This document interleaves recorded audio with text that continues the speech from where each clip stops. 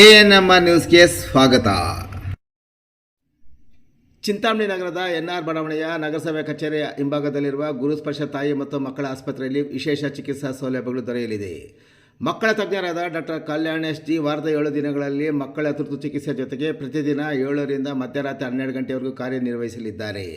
ನವಜಾತ ಶಿಶು ಆರೈಕೆ, ರೋಗ ನಿರೋಧಕ ಲಸಿಕೆಗಳು, ಒಳರೋಗಿ ಮತ್ತು ಹೊರರೋಗಿ ಸೇವೆಗಳ ಜೊತೆಗೆ ಫೋಟೋಥೆರಪಿ ಮತ್ತು ನೆಬುಲೈಸೇಷನ್ ಸೇವೆಗಳು ಇವರಿಂದ ದೊರೆಯಲಿದೆ.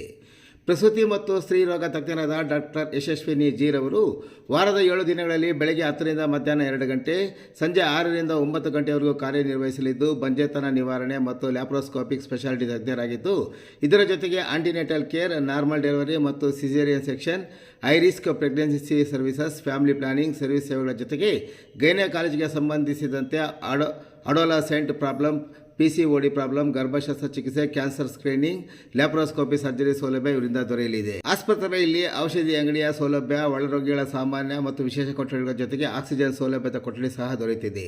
ಹೆಚ್ಚಿನ ವಿವರಗಳಿಗೆ ಮೊಬೈಲ್ ಸಂಖ್ಯೆ 7676985401ಕ್ಕೆ ಸಂಪರ್ಕಿಸುವುದು. ಕಾರು ಬೈಕ್ ಮುಖಾಮುಖಿ ಡಿಕ್ಕಿ, ರೇಷ್ಮೆ ಉದ್ಯಮಿಗೆ ಗಂಭೀರ ಗಾಯ.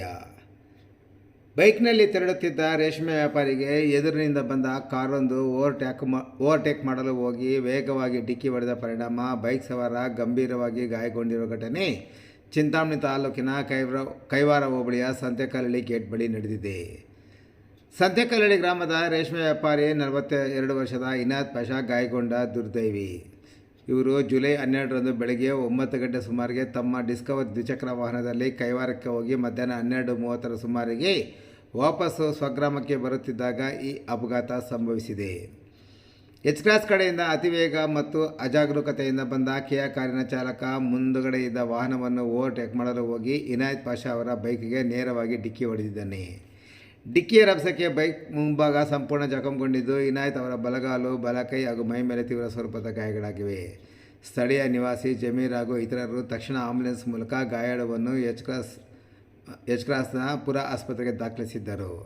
ಆದರೆ ಪ್ರಾಥಮಿಕ ಚಿಕಿತ್ಸೆ ಬಳಿಕ ವೈದ್ಯರ ಸಲಹೆ ಮೇರೆಗೆ ಹೆಚ್ಚಿನ ಚಿಕಿತ್ಸೆಗಾಗಿ ಕೋಲಾರದ ಗೌರವ ಆಸ್ಪತ್ರೆಗೆ ದಾಖಲಿಸಲಾಗಿದೆ. ಇನ್ನು ಘಟನೆಗೆ ಸಂಬಂಧಿಸಿದಂತೆ ಗಾಯಾಳುವಿನ ಪತ್ನಿ ಸಲ್ಮಾನ್ ನೀಡಿದ ದೂರಿನ ಮೇರೆಗೆ ಚಿಂತಾಮಣಿ ಗ್ರಾಮಾಂತರ ಪೊಲೀಸ್ ಠಾಣೆಯಲ್ಲಿ ಕಾರು ಚಾಲಕನ ವಿರುದ್ಧ ಪ್ರಕರಣ ದಾಖಲಾಗಿದ್ದು ತನಿಖೆ ಕೈಗೊಂಡಿದ್ದಾರೆ.